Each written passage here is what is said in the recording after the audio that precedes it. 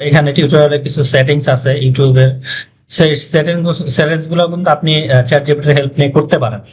তো কিভাবে করবেন দেখেন, এইখানে আমরা সবকিছু দেওয়ার পরে আমরা অনেক সময় যে প্রবলেমটা ফেস করে, যে এইখানে এই যে কিছু জিনিস আছে যে অটোমেটিক চ্যাপ্টার্স, এলো আপলোড চ্যাপ্টার্স, এলো অটোমেটিক প্লেস, এলো অটোমেটিক কনসেপ্ট, এখন এগুলোতে টিকমার্ক দিব নাকি দিব না, কোনটা দিলে বেটার হবে? আমরা একটু কনফিউজড হয়ে যায় অনেকে, আমরা বুঝতে পারি না যে এটা কি হবে। হ্যাঁ, তো আমরা এটা কি করতে পারি, আপনি স্ক্রিনশট নেবেন, আপনি ফোন থেকে স্ক্রিনশট নিতে পারেন, আর ইউটিউব হলে ল্যাপটপ হলে আপনি লাইট শুট ইউজ করতে পারেন। আমি লাইট শুট ইউজ করে স্ক্রিনশট নেই।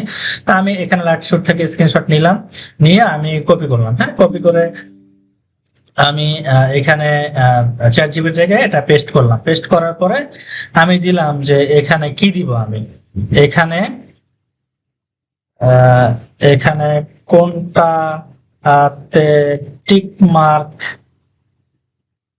দিলে ভালো হবে, ভালো হবে। হ্যাঁ, দিয়ে আমি দিলাম।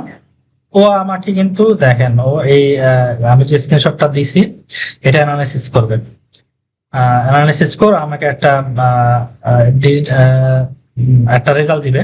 তো এখানে দেখেন আমার স্ক্রিনশট দেখে যে ও একটা রেজাল্ট দিচ্ছে, স্ক্রিনশট ইউজ মূল অপশন দেখা যাচ্ছে।